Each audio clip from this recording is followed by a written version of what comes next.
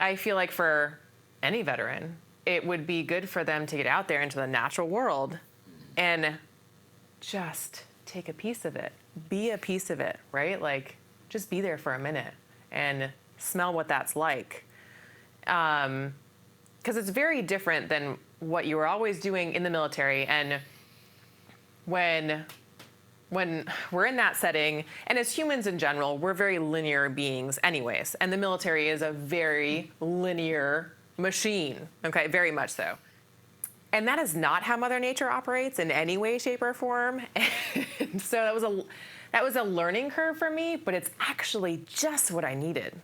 Because Mother Nature was the only one who could shut me up long enough, right, and make me listen. And that's what she did. You know, like if you weren't gonna listen to her, she's gonna slap you down every time, right? Because you're just gonna fight her, you're gonna fight against it, you're gonna try that linear thinking, you're gonna throw all the inputs you can at her, and she's gonna bankrupt you very quickly.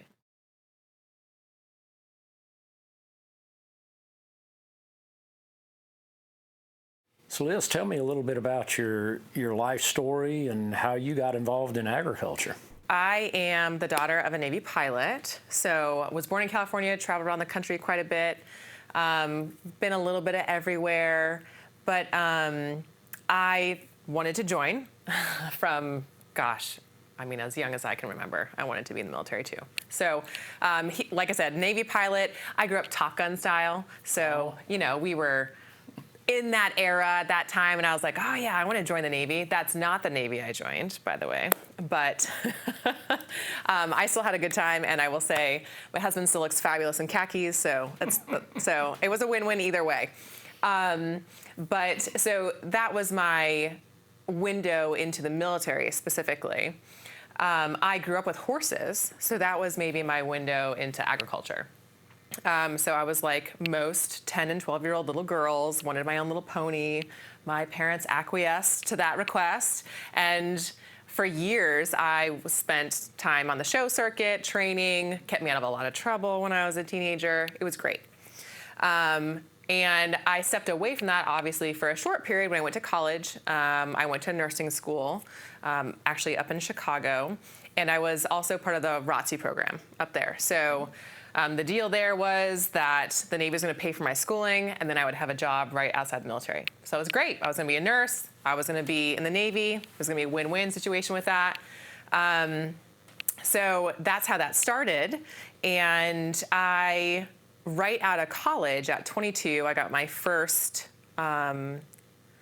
orders to Bethesda, Maryland, at the President's Hospital at that time. It's now Walter Reed. But that is where they took care of a lot of the wounded warriors and the wounded guys coming back from Iraq and Afghanistan at that time. And so at 22, I was thrown into a trauma unit, and we were taking care of guys and gals, but mostly guys, you know, who were coming back and literally blown to pieces. Missing multiple limbs, portions of their faces were blown off. I mean, body parts missing that you didn't think you could live through. It was shocking. And my respite for that was to get back into the horse world. So I found a local nonprofit in the Maryland area who allowed me to go out and help them train some of their horses that they were trying to rehome. And that was a really wonderful space for me to step out of the military, step away from humans almost, right? And just relax my brain and kind of like regroup. And so I did that for years across the country. You know, we moved across the country. I did trauma nursing for almost 3 years, and then actually got to switch over into labor and delivery, which was great. That was a fun place to be with all the babies. But I always stayed connected to the horse community. And so when the time came for us to make some decisions, my husband and I got married. I knew he was in it to win it. At that time, he had already been in for 12 years. We knew he was going to be in it for the long haul. But we did want to start planning for our family and our future. And I told him that I wanted a farm, right? Because that just helped me stay human, as it were, you know? And so we started looking into that, and actually bought our first piece of property in 2014 out in West Virginia. There was nothing on it, and we knew we weren't going to do a lot with it for quite a few years. But yeah, that's kind of where it started. And then in 2017, we finally had enough time and money saved that we could put some money into the farm and make it all of a sudden what we wanted it to be. So there we were, 2017. Tell me about your farm. And so y'all moved to the farm in 2017? We did not, actually. Okay. So this was a side hustle. So in 2017. Okay. So my husband was still active duty. We were stationed, actually, we were back in the Bethesda area. And it was only about 3 hours from Bethesda to where we were in West Virginia. So at that point, I was out of the military. So I left military service in 2016 and got a job in nursing management, healthcare management, because I was trying to figure out what I wanted to do too. Like, what do I want to do when I grow up now? Okay, like, do I want to go into management? Do I want to go back to school? Do I want to teach? What do I want to do? So we tried the management route, but I wanted to get this farm kind of up and running too. So it became the side hustle there in 2017. And I quickly found that healthcare management was not for me. I did not love that, did not love that sector, did not love civilian side medicine.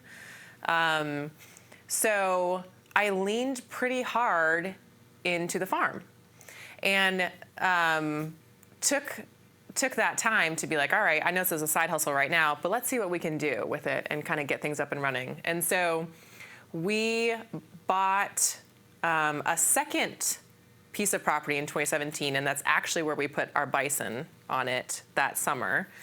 We put 7 animals up there, and we chose bison because I didn't know much about farming. I knew a lot about horses, but I didn't actually know a lot about land management and how to grow grass and the meat business in general. At that point, I had done a little bit of research, read a couple books, and I was pretty picky, getting more picky about where my meat came from, what I was eating.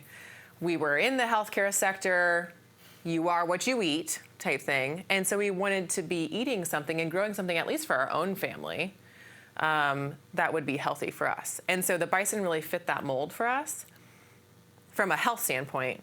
And then we also figured from some of the travels that we had done out in Yellowstone and just talking to local folks out there, that they were actually the original regenerative story.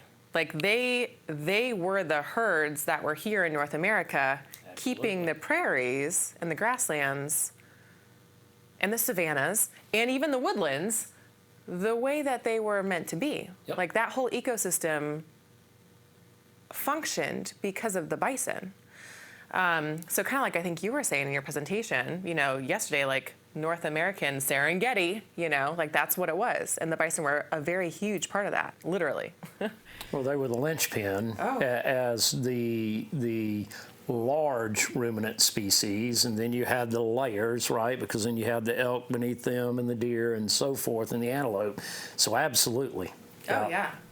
So I was kind of thinking that they would help me help my space, right? Like I could learn a thing or two from the bison. So I figured by putting these keystone species, this keystone species back, that it would help me to help the land.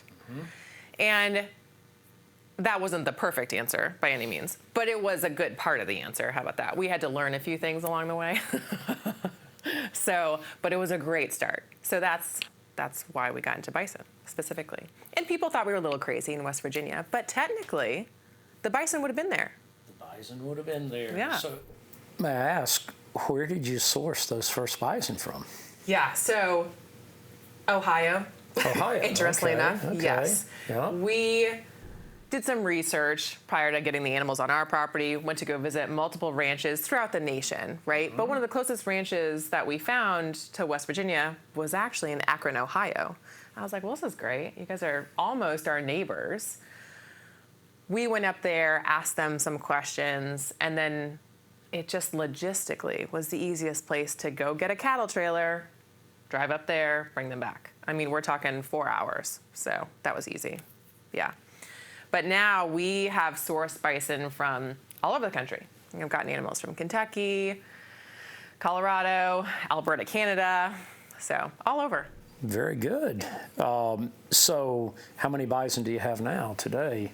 So we personally have 42 animals on the property right now, and that fluctuates depending on the time of year, right, Sure. and when you're harvesting. The max we've ever had on our 132 acres is 50 animals, and we're looking to increase that. It's just taking some time. We've got to build some more fencing. We always have to build fencing, so we're working on that. So it's a progress, you know. So share with me a little bit about how you're using the bison and the things that you've observed in them that are helping to regenerate your land and restore your ecosystems. Sure thing. So they do a great job grazing when allowed to kind of be out there and pick what they want to eat. So the nice thing about bison in general is that they already have that herd-bound instinct, so they're usually tightly packed to begin with. Maybe not all day, but for the majority of the day, they're in a tight pack. So we don't use the polywire and things like that to keep them tight packly for two reasons. One, they tend to do it themselves anyways for most of the day. And two, they actually don't appreciate the small spaces.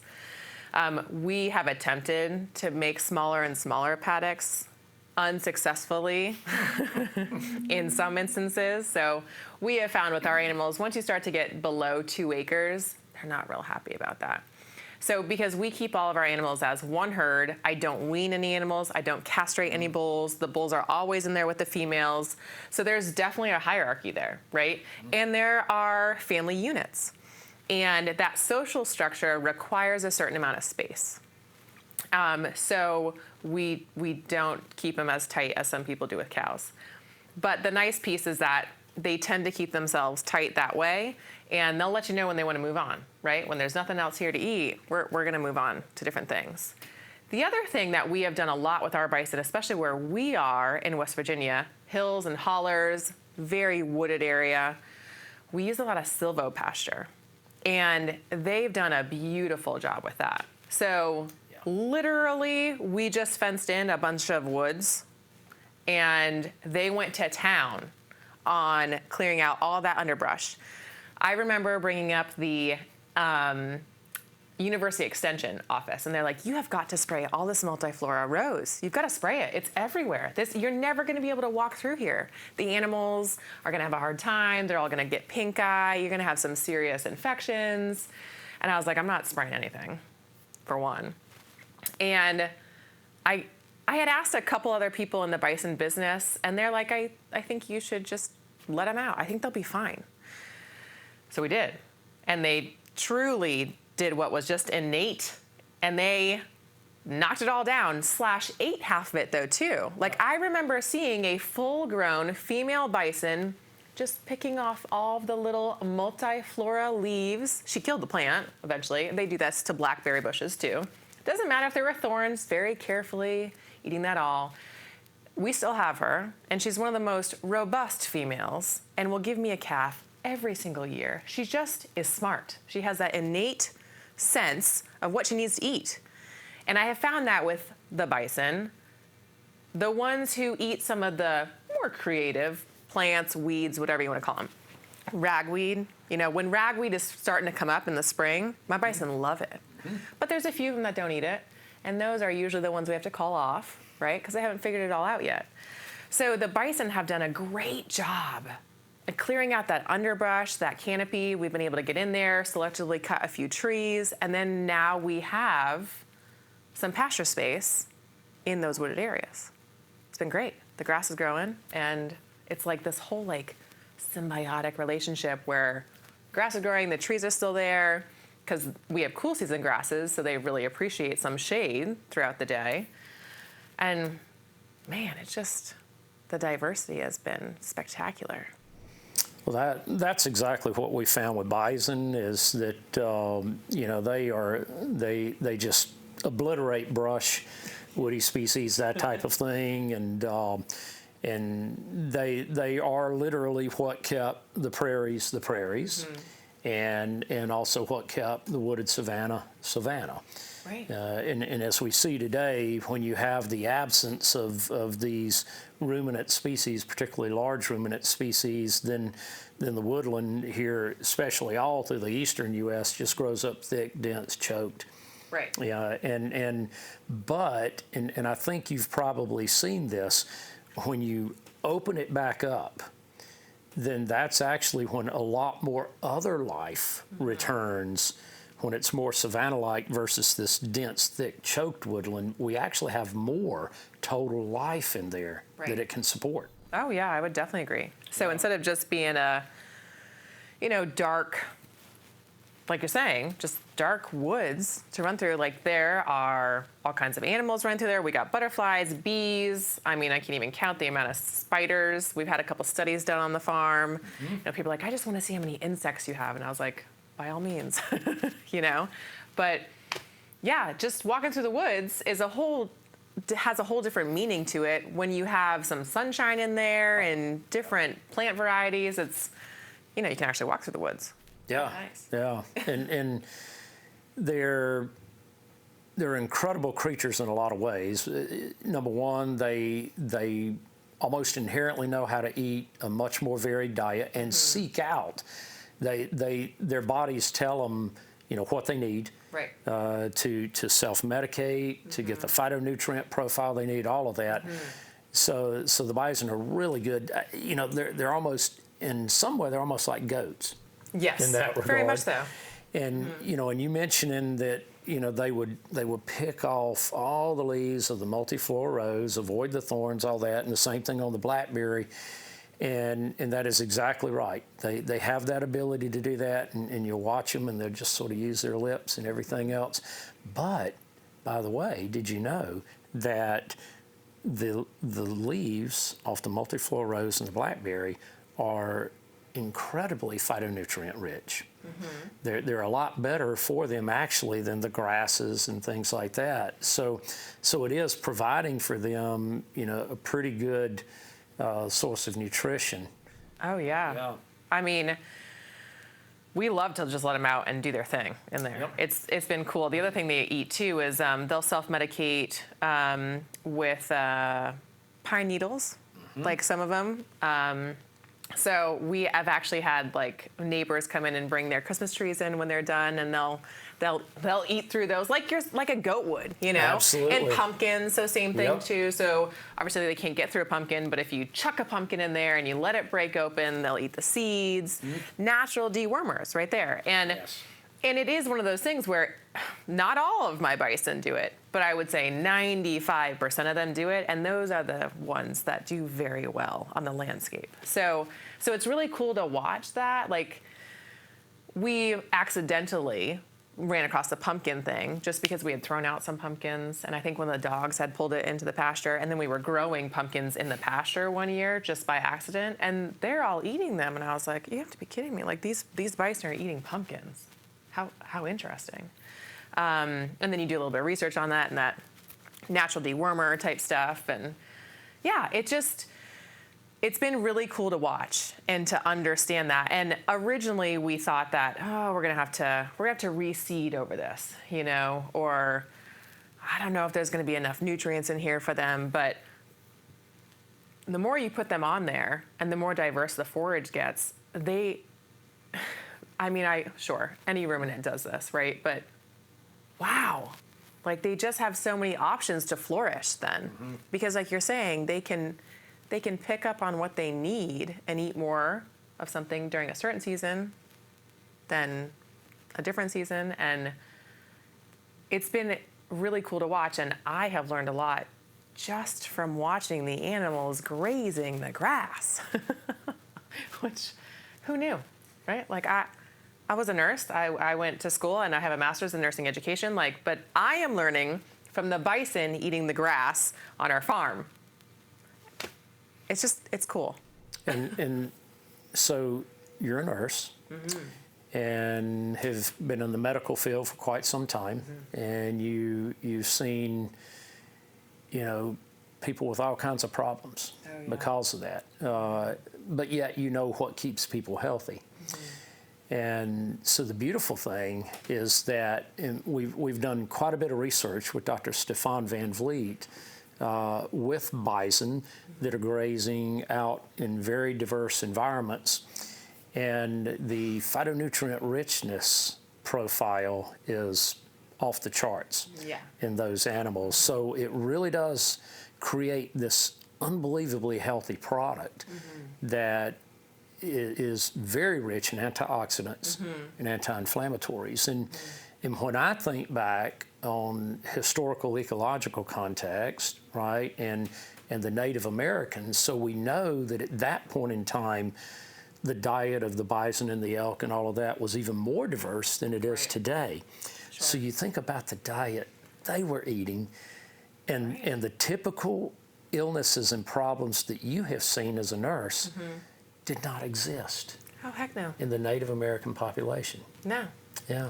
A lot of the problems that exist today from a medical standpoint have to do with our diet. Absolutely. I mean, they stem from that diet. And we wanted to remedy that. And I think that's a big reason why we get a lot of the clientele we get, because once people taste the bison and have it and recognize that, they're like, oh, this steak has so much flavor to it.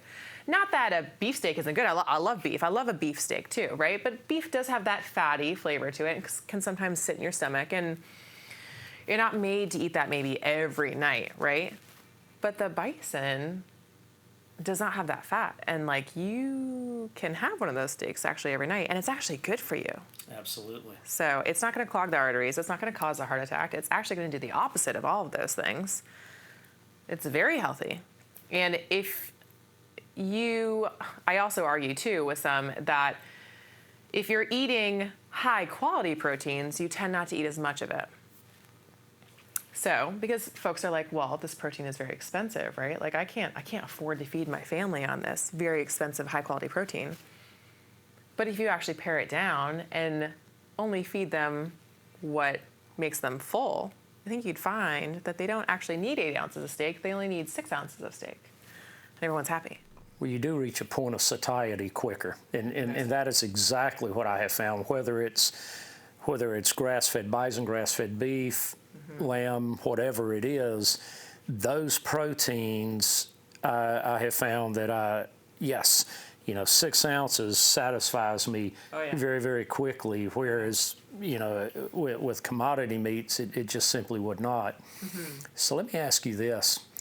So as a veteran yourself, and your husband is a veteran, and obviously we have a lot of veterans that have been traumatized in many ways, everything from disabilities, physical disabilities, mental disabilities, all of, PTSD, all of these things. So, and from your unique perspective as a nurse, as a medical professional, I would like for you to share with us your thoughts on two things. So first, just simply, how does being on a farm, and especially a regenerative farm, impact those veterans? And then secondly, what we've just been talking about, when we're able to produce these types of foods and consume very phytonutrient rich foods, how does that impact their health? Definitely. So, two very loaded questions, but very good ones. So, I guess I see the approach from a veteran perspective. For me, personally, I needed to get my hands dirty again, right? But dirty in the soil, like actual dirt in my hands, on my hands. I wanted to smell it all. And like that, I don't know. There's just something about being that connected with the ground you're walking on that I feel heals you. It just brings you to a better, more calm space. For me, it would help quiet my mind. It would stop all that running of thoughts and things like that. And so I feel like for any veteran, it would be good for them to get out there into the natural world and just take a piece of it, be a piece of it, right? Like, just be there for a minute and smell what that's like. Because it's very different than what you were always doing in the military. And when we're in that setting, and as humans in general, we're very linear beings anyways. And the military is a very linear machine, okay, very much so. You know, like, we're gonna do this, and then we're gonna do this, and then we're gonna get to B, and then we're gonna stop at C, and this is gonna be the outcome, and then we're done with our day, and then we can move on to the next project tomorrow. And that is not how Mother Nature operates in any way, shape, or form. And so that was a learning curve for me, but it's actually just what I needed. Because Mother Nature was the only one who could shut me up long enough, right, and make me listen. And that's what she did. You know, like, if you weren't gonna listen to her, she's gonna slap you down every time, right? Because you're just gonna fight her, you're gonna fight against it, you're gonna try that linear thinking, you're gonna throw all the inputs you can at her, and she's gonna bankrupt you very quickly, which we almost did multiple times. So, if you could take the moment to listen and watch and observe and see all the things that are actually happening around you to produce the effect and the food that we are going to be eating, that awareness and the humbling that came with that kind of restructured everything I was about, and actually restructured the way I thought about things that happened in the past as well. Mm-hmm. So it just, it just recentered me, right? It just gave me a completely different perspective to think about the roles and responsibilities and things that I had done and things that I wanted to do. And it was all because I finally listened to Mother Nature and what it meant to be a part of that cycle, and then continuing on from that cycle. And now I don't have to serve this nation from a military perspective. I get to serve this nation by feeding it. And I take that service very seriously, which I think any veteran would, right? They take their service very seriously. And so I want to serve this nation and feed this nation to the best of my ability. Mm. And that means partnering with Mother Nature and giving you the most nutritious food, and for me it's meat, the most nutritious meat I can possibly come up with.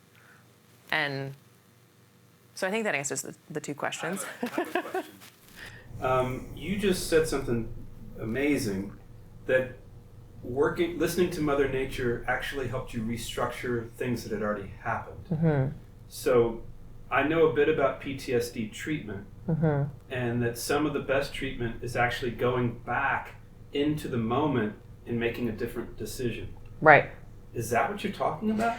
Kind of. So it's not necessarily for me making a different decision, but reframing the way I think about it, right? So kind of along those same lines, right? If you read some of these books about prisoners of war, things like that, they had to reframe how they input what was happening to them.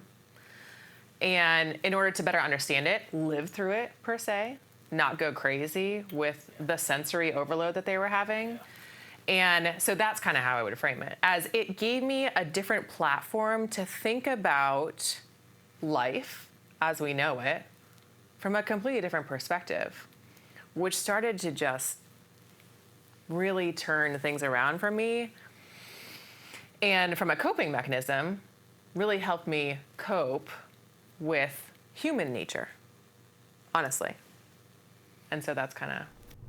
I know from my readings of specifically the Vietnam War that the nurses were the forgotten victims. Mm-hmm. People didn't care. Sure. They didn't even think about it. Sure. Or they got abused. Oh, yeah. On both sides. Right. And you were a nurse during war, mm-hmm. at a medical hospital. Did you yourself have trauma that you had to deal with? And is this what you're talking about right now? That's exactly what I'm talking about. Right. I I was not deployed per se, but I got to see all of those guys, just like you would have in a MASH tent, right? That's who it was. We have come far enough that we were able to get them out. Like, as soon as they were injured, there's no place for them. Occasionally they would go over to Germany, right? But usually they were sent to us, 24 hours, post-injuries. Most of them were lucid, even by the time I remember guys who came back and they didn't even know that they were missing a limb yet. And guess who had to tell them that? I did. At 23, right? And so for me, I was so young. It was my first nursing gig, right? My mind was blown. It was blown. So, and I had a lot of friends and family at that point. They used to call me the ice queen because I had shut down. I had really shut down. So in order for me to be in that space where I remember wanting to there was, you go and you empty out a urine bag, and I would go into the bathroom to empty it back out, and I'd be in tears, right? And I was like, I can't do this. I made a commitment to the military. I can't walk around here in tears, right? Plus, at some point, with these wounded guys, they don't want to see you in tears. No, not really, right? They want to see you give them a shave, give them a razor, and be like, the president's coming tomorrow. You're shaving. And he's like, well, I don't have a right arm. And you're like, well, we're going to figure that out, aren't we? Like, that's what they wanted, right? So I had to fix myself long enough to get that job done. But in the process of that, yes, I shut down an entire portion of myself to kind of interpret and deal with what was actually happening in front of my eyes. And then it just stayed with me for a number of years until I was able to fix it with a new perspective. So, and that perspective was nature? Right. So that perspective was, I will say, not nature in and of itself, but just understanding the cycle of life and being more aware of all of the parts and the things that it takes to understand our environment and the things that are at play there, and how, for me, it was also a moral battle, too, at that point, because I was so young, very early 20s, right? So, how can you go out and do this? How can somebody blow you to pieces? How are we at war with all these people and doing this to their people? And then how am I taking care of you, but you're fighting with your fiance? And so there was just a lot of moral unpacking there, too. And for me, being in nature not only calmed my brain long enough to be focused, but understanding that it's not black and white like that. There's lots of nuances. I mean, the prime example for me now is I'm an animal lover, but what do I do for my job? I put animals down, right? That originally for me was a very hard concept and is one of those similar concepts where it's not black and white, right? If you have to do a task like that, there's a way to do it so that you can live with yourself afterwards, right? And so that's maybe some of those pieces, right? Because some of the guys and gals that I worked with were SEALs, Marines, assassins. And I was like, again, my mind was blown, right? At 22, I was like, I'm sorry, you did what? So it just gave me the bigger picture, honestly. And it took a minute for Mother Nature had to slow me down and make me listen to understand that bigger picture. So that was therapeutic for me. There's been a lot of veterans, a lot of VA hospitals. It feels like there's been a lot of overload. It sounds like where you were at, you guys get them in 24 hours, you're taking care of them right away. But then it feels like maybe it's after that where the system doesn't seem to be helping the veterans as well as it could be. Is that accurate? I would say so, okay. Most definitely, because there were a lot of them. There still are a lot of them. And yes, you receive very good care in that intensive environment, and we were trying our best to do that. But what happens when you're not in that environment anymore? And they're back home, they're back with their families. How are they assimilating back into society? And there were quite a few of them who we lost, So we used to celebrate a lot of times the guys who we would get really close with, their alive days, right? Like, oh, it's your alive day. It was like almost like your birthday, right? This is your alive day, but there were many of them who didn't make it to that alive day the next year. You mean what is the alive day? Sure. So the alive day is the day that they were supposed to be blown up and dead, but they lived through it. So that's their alive day. Yeah. So most definitely, I was saying on the way up here, the nurses station was right next to the office of the Wounded Warrior Project, right? So we tried really hard to help folks integrate, but it was one of those things too that I always was like, hey, why don't you get him on a horse? Because that's where I was at that point too. I was like, this guy really needs to go ride a horse. It'd be really great for him, right? But I mean, we're talking, this was 15 plus years ago. And that really wasn't, they thought I was crazy, right?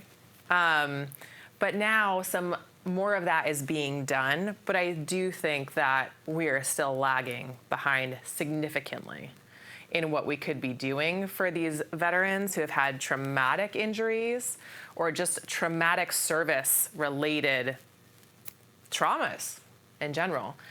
And more people need to tell them that there is help out there and that they can do this. And I wish I could tell everybody that.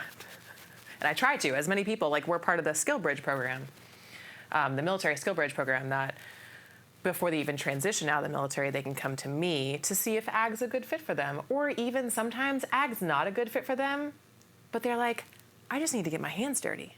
I just want to work outside, give me a hammer, let me string up some fencing. I just need a minute. And for them, that's great. But they don't actually get into ag, but they just needed a breather, and it was perfect. So, yeah, I wish that program, or I wish the program was probably around when I was in, but I wish I had known about it. A lot of people just don't know, which is a shame. So let's try to tie all this together then and talk about how agriculture, and especially regenerative agriculture, can be an incredibly important part of this healing process. And when I say healing, I'm not just talking about physical healing, but I'm also talking about healing the mind, and healing the trauma and the feelings and everything else that they're going through, right? So you mentioned several really critical things here. One was literally getting your hands in the soil, right? Right. You talked about that. Oh, yeah. And that is incredibly powerful, okay, for humans, because the microbiome in our gut for really healthy people should be very, very similar to the microbiome in healthy soil. Very true. So when we get our hands literally in the soil, then we're getting those microbes all over us and back into our bodies and back into our gut. So that is very much a part beyond just the putting of the hands in the soil, which begins to heal the mind, okay, because it comforts us, but it also heals the body physically because of restoring that proper gut microbiome. But then secondly, in terms of immediate comfort in the mind, the soil, healthy soil, okay, not degraded soil, right, but healthy soil. Soil that smells good? Exactly. So that smell, that aroma that you're talking about is very real. And when we have healthy soil, we have highly fungal soil, okay, full of mycorrhizal fungi and all of that. And there's a chemical that is produced called geosmin. And that produces that rich, earthy aroma, okay, that we recognize in really healthy soil. And here's the deal with geosmin. It immediately attaches to the dopamine receptors in the brain, okay? And what does that do? Feel good, right? Go. Okay. So, and I've often, when I've talked to groups, sort of halfway jokingly, but really I'm sort of being realistic about this, and I've told them, if you know somebody that's hooked on drugs, take them out to very healthy soil, fill little quart-sized baggies with this healthy soil and just have them sniff that, and they can get off the drugs. Right. Right. But so there's something very cathartic about being able to literally inhale the aroma of very healthy soil, but then the third thing that occurs is the occupying of the mind, giving the mind and the body something legitimate to do, something worthwhile to do. And so the act in regenerative agriculture, it relies a lot and requires a lot of observation. And then taking those observations and assimilating them back to be able to make your decisions, right? Right. It gives you a place. Yeah. So as a nurse, what does all that mean in the healing process to the veterans that you've been dealing with? Oh gosh. I mean, it could mean everything, right? From my perspective, but it's the important piece that we are trying to mimic that I feel like is right in front of our face. I mean, there are professionals, highly educated, highly trained professionals who are trying to mimic all of this stuff in a lab, in a setting, in a pill, in a social meeting group that is missing the mark a little bit. A lot of it. How about that? So, and just like the bison are actually in tune with their space, I feel like there was a reason, I couldn't explain it, but there was a reason why I just wanted to put my hands in the soil. And it probably occurred to me just because I was in the horse setting and I was out there and whatnot, but there was just something in me that I just needed to get my hands dirty. And I felt that need and that urge to do that. And I think if you get people out of doors and outside and in natural spaces, they will start to get that urge to do those things because it's their own body telling them that that's what's going to heal them. That's what they need. This rich soil is what you need for your brain and for your gut. And as we know from the medical perspective, your immunity is very closely tied to your gut. And what do we do with our young kids, right? So our young kids, especially our young kids who are on the farm, we let them play in dirt, right?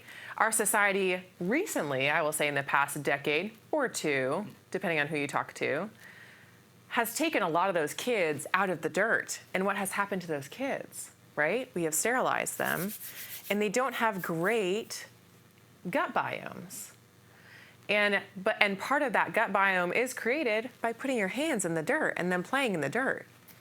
And so it's just, I feel like it's the simple answer that's staring us in the face, that if we listen, we could fix a lot of our own problems. We have that innate wisdom still. We still have that innate wisdom. We just have to listen. So we have to get out of our own ways. I know we're so smart. We're so smart as humans. But I think we have to trust those instincts that are still there as well. And that's one of those instincts. Well, how many parents do you see today that take their young children and they immediately spritz their hands with sanitizer, and then they spread the sanitizer on the kids' faces and all of that? And so they are completely they're not just removing them from the very microbiome that those kids need to be interacting with and actually ingesting, but they're killing the microbiome of the kids. Oh yeah. But they're doing it out of the right intention with ignorance. That's the problem. There is significant ignorance, and that's part of what we have to help resolve here. And even from a mental standpoint, okay, there is. So, for instance, if I'm speaking at a conference all day or doing a workshop all day, and you're answering questions and all of that, I'm very tired at the end of the day, but yet I find that I have to wind down. And because even though I'm very tired, I can't go right to sleep even though I want to, because my mind is still racing. And I think that that's what's happening with a lot of our veterans, right? They can't turn off their mind. Exactly. But yet, what I find is that the days that I'm on the farm, and when I am out there, like you're talking about, putting your hands in the dirt, and you're doing all of these physical things, you're in physical contact, and you're working your body physically, then I'm tired again, but I'm already unwound. My mind is already, and then I can go immediately to sleep. So I can't help but think that how much that can help veterans that are suffering from mental stress, that are having such a hard time sleeping even 2 or 3 hours a night. To just be able to experience that. What are your thoughts on that? I would completely agree with that. That they have to unpack what's in their brain and their current, literally where they're living or where they're going to therapy is not allowing for that full unpacking, right? It's not allowing for the full human expression of what we were meant to do, right? So they have been institutionalized, trained, very linear, and at some point, your body recognizes that that's not feeding all of your body, all of your mind, all of your soul. You're not fully nourished, right? You can only do that for so long. And if you don't step back from that and get some reprieve, I mean, it'll take a hold of you, and we see some of those effects, right, of people who can't function very well because they've been pushed to the limits and don't have that reprieve to get their minds and their bodies out of that. I mean, this goes back to, depending on all kinds of books and histories that you would read, but like, what are we here for, right? Like, why are we here? We're part of this cycle. We're part of Mother Nature. We have a job to do here. We are so smart, right? We're smarter than than is probably good for us sometimes.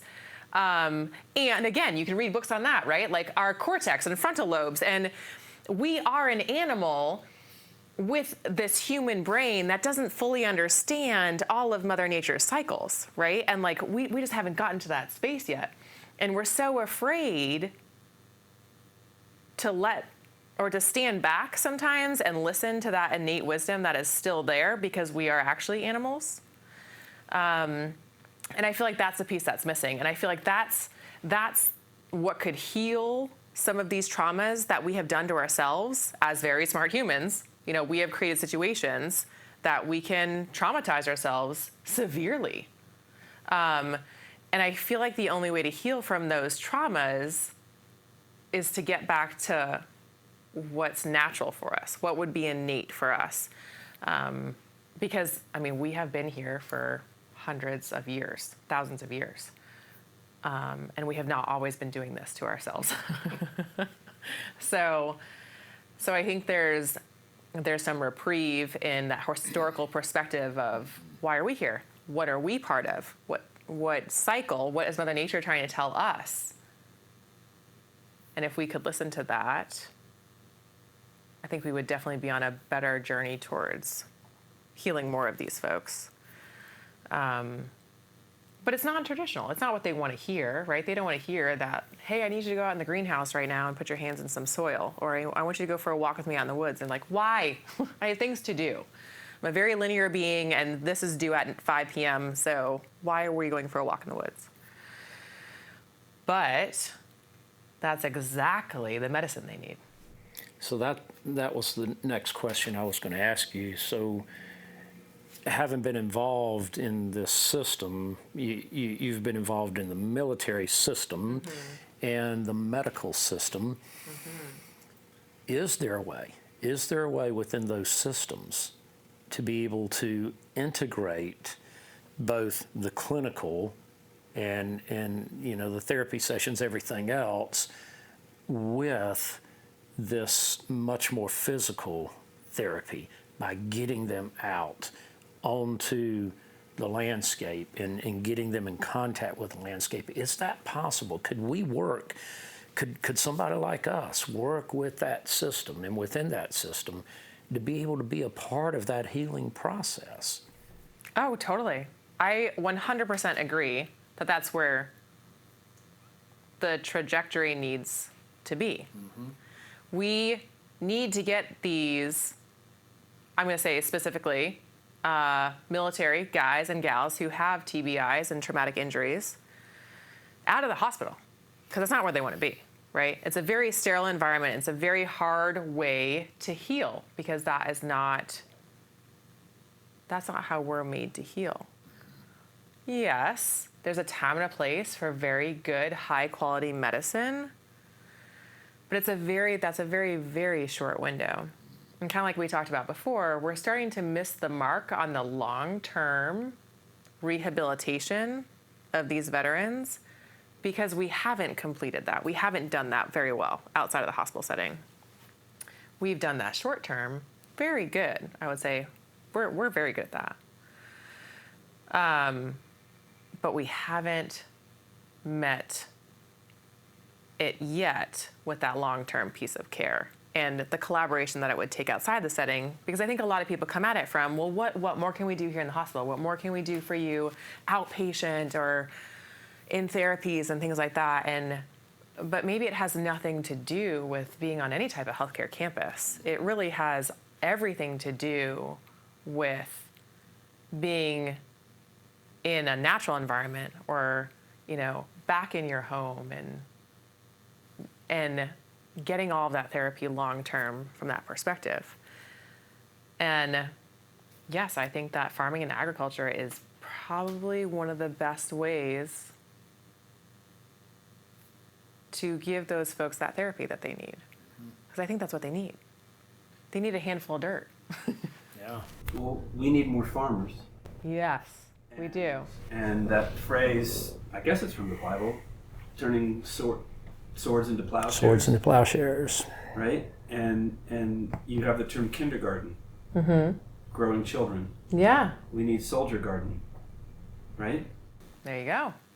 I like it. And so, what are we doing sitting here? Yeah. So, final question, from me at least. So, as a veteran, as a nurse, and as a farmer, what do you see as your role going into the future? How are you going to address some of these things in with what you plan for you and your husband to do? Definitely.